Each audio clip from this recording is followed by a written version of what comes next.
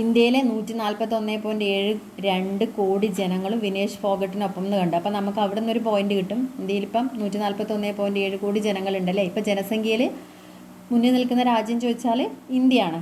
ജനസംഖ്യയിൽ ചൈന ആയിരുന്നു, അപ്പോൾ നമ്മളവരെ മറികടന്നു. അപ്പോൾ ജനസംഖ്യയിൽ 1-ാം സ്ഥാനം ഇപ്പോൾ ഇന്ത്യക്കും, 2-ാം സ്ഥാനം ചൈന. അപ്പോൾ നമ്മൾ ഓരോരുത്തരെ ആർട്ടിക്കിൾസ് അതിനകത്ത് കൊടുത്തിട്ടുണ്ടായിരുന്നു, ഓരോരുത്തർ വിനേഷ് ഫോഗട്ടിനെ കുറിച്ച് പറയുന്നത്. അപ്പോൾ നമുക്ക് ജസ്റ്റ് ഒന്ന് ഇപ്പം നമ്മുടെ ഇന്ത്യൻ രാഷ്ട്രപതിനെ കുറിച്ചിട്ടും അവരെയൊക്കെ ഒന്ന് ജസ്റ്റ് ഒന്ന് അവരുടെ പേരൊന്ന് അറിഞ്ഞു പോവാം. ഇപ്പോൾ രാഷ്ട്രപതി ദ്രൗപദി മുർമു, പ്രധാനമന്ത്രി നരേന്ദ്രമോദി, പ്രതിപക്ഷ നേതാവ് രാഹുൽ ഗാന്ധി. അത്രയും മതി. ആ ഒരു പോയിന്റ് ഒന്ന് ജസ്റ്റ് ഓർത്ത് വെക്കുക. നമുക്ക് വലിയ വലുതിലോട്ട് പിന്നീട് നമുക്ക് കുറച്ചധികം പഠിച്ചു പോവാം.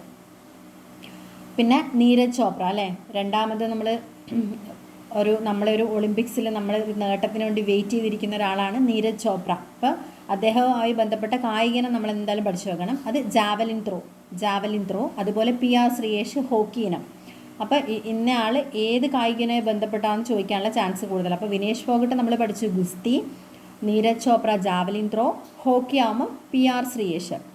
അദ്ദേഹത്തിന് 335ാമത്തെ മത്സരമായിരുന്നു ഈ ഒളിമ്പിക്സിൽ കളിച്ചേക്കുന്നത്. പിന്നെ നമ്മൾ ബംഗ്ലാദേശിൽ ഇടക്കാല ഗവൺമെൻറ് രൂപീകരിച്ചിട്ടുണ്ട്. ബംഗ്ലാദേശിൻ്റെ പ്രധാനമന്ത്രി ആരായിരുന്നു? ബംഗ്ലാദേശിൻ്റെ പ്രധാനമന്ത്രി അറിയോ? ഷെയ്ഖ് ഹസീന അല്ലേ. അപ്പോൾ അവർ ഇപ്പം നമ്മൾ ഇന്ത്യയിലോട്ട് അഭയം തേടി വന്നിട്ടുണ്ട്. അവിടുത്തെ കുറച്ച് പ്രക്ഷോഭങ്ങളും കാര്യങ്ങളും കൂടുതലായിട്ട് അതിലോട്ട് പോകുന്നില്ല, നമുക്കിപ്പം പെട്ടെന്ന് നോക്കിപ്പോവാം. അപ്പോൾ ബംഗ്ലാദേശിൽ ഇപ്പോൾ ഇടക്കാല ഗവൺമെൻറ് രൂപീകരിച്ചിരിക്കുന്നത് മുഹമ്മദ് യൂനസ്. അദ്ദേഹം പാവങ്ങളുടെ ബാങ്കർ എന്ന് അറിയപ്പെടുന്നത്. അദ്ദേഹത്തെക്കുറിച്ച് വളരെ അത്യാവശ്യമായിട്ട് നോക്കേണ്ട ചില പോയിൻറ്റ്സ്. അപ്പോൾ നോബൽ സമ്മാനം കിട്ടിയത് 2006. ഓക്കെ, അപ്പോൾ 2006 നോബൽ സമ്മാനം കിട്ടിയ ജേതാവും കൂടിയാണ് ആര്? മുഹമ്മദ് യൂനസ് എന്ന് പറയുന്നത്. പിന്നെ പുതുച്ചേരി ലഫ്റ്റനൻറ്റ് ഗവർണർ ഇന്ന് ചുമതലയേറ്റിട്ടുണ്ട് അല്ലേ. ഇന്നലെ ചുമതലയേറ്റതാണ് ആരാ? കെ കൈലാസനാഥൻ. അപ്പോൾ നമുക്ക് ഒന്നുകൂടെ ഇക്കേട്ട പോയിൻറ്റ്സൊക്കെ ഒന്നുകൂടെ പഠിച്ചു പോവാം. ഒന്നുകൂടെ ഓർമ്മിപ്പിക്കുകയാണ്. വിനേഷ് ഫോഗട്ട് ഗുസ്തിയുമായി ബന്ധപ്പെട്ടതാണ്. ഭാരപരിശോധനയിൽ അയോഗ്യയാക്കപ്പെട്ടിട്ടുണ്ട്. പിന്നെ ഒളിമ്പിക്സിൻ്റെ വേദി ഇമ്പോർട്ടൻ്റ് ആണ്, പാരീസാണ് സ്ഥലം, 33ാമതാണെന്ന് പഠിച്ചു. പിന്നെ നമ്മളെ ഒളിമ്പിക്സിൻ്റെ motto games wide open.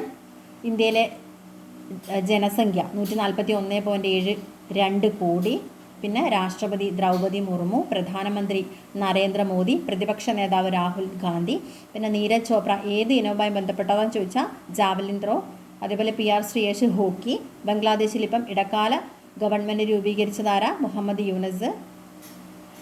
Puducherry lieutenant governor K Kailasanathan.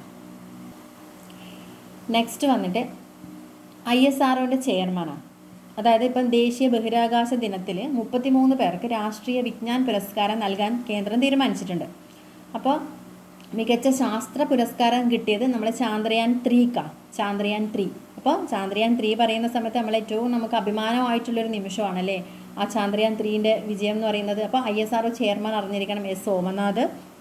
Chandrayaan 3 വിക്ഷേപിച്ച ഡേറ്റ് കമ്പൽസറി ആയിട്ടും പഠിച്ചിരിക്കണം ഓരോ മക്കളും. 2023 ജൂലൈ 14. കൂടുതൽ ചന്ദ്രയാൻ്റെ വിവരങ്ങളുമായിട്ട് ഞാനൊരു ചെറിയ വീഡിയോ വേറെ ഇടാൻ വേണ്ടി ശ്രമിക്കാം. പിന്നെ ശാസ്ത്ര സാങ്കേതിക മികവിനുള്ള കേന്ദ്ര സർക്കാരിൻ്റെ രാഷ്ട്രീയ വിജ്ഞാൻ പുരസ്കാരം 2 മലയാളികൾക്ക് കിട്ടിയിട്ടുണ്ട്. അപ്പോൾ ഒരാൾ പാലക്കാട് സ്വദേശി ഡോക്ടർ അന്നപൂർണി സുബ്രഹ്മണ്യം, രണ്ടാമത് കോട്ടയം സ്വദേശി ഡോക്ടർ റോക്സി മാത്യു. ഭിന്നശേഷിക്കാർക്കുള്ള സംസ്ഥാന കമ്മീഷണറായിട്ട് PT ബാബുരാജ് ചുമതലയേറ്റിട്ടുണ്ട്. PT ബാബുരാജ്. പിന്നെ SBI chairman CS Shetty. Full name Challa Srinivasulu Shetty എന്ന് തന്നെയാണ് കേട്ടോ. പിന്നെ കേന്ദ്ര ധനകാര്യമന്ത്രി നിർമ്മല സീതാരാമൻ. അപ്പോൾ നമ്മൾ കേരളത്തിലെ മന്ത്രിസഭയൊക്കെ അറിഞ്ഞിരിക്കേണ്ടതാണ്, എന്നാലും ഇപ്പം ഈ ഒരു ധനകാര്യം പറയുന്നുണ്ട്, അത് മാത്രം പറഞ്ഞു പോവാം. KN ബാലഗോപാലാണ് കേരളത്തിൽ ഇപ്പോഴത്തെ ധനകാര്യമന്ത്രി. പിന്നെ കാർഷിക സേവനങ്ങൾക്ക് ഇപ്പം നമുക്കൊരു ആപ്പ് ലഭ്യമാണ്, അതാണ് കതിർ ആപ്പ്. കാർഷിക സേവനങ്ങൾക്ക് കതിർ ആപ്പ്. അപ്പോൾ ഈ കതിർ ആപ്പ് നിലവിൽ വരുന്നത് ചിങ്ങ 1 കർഷക ദിനത്തിനാണ്. അതുപോലെ അന്തരീക്ഷ ഓക്സിജൻ സ്വീകരിച്ച് പറക്കുന്ന ISROയുടെ ആദ്യത്തെ റോക്കറ്റ് ATV, അതായത് അഡ്വാൻസ്ഡ് ടെക്നോളജി വെഹിക്കിൾ ATV. അപ്പോൾ ഇന്നത്തെ കറണ്ട് അഫയേഴ്സ് ക്ലാസ് എല്ലാവർക്കും ഇഷ്ടമായി എന്ന് വിചാരിക്കുന്നു. ഈ ഒരു ക്ലാസ് സഹായമായി എന്ന് തോന്നുവാണെങ്കിൽ കുറച്ച് കൂട്ടുകാർക്കൊക്കെ മക്കൾ ഒന്ന് സെൻഡ് ചെയ്യണം. Okay, thank you.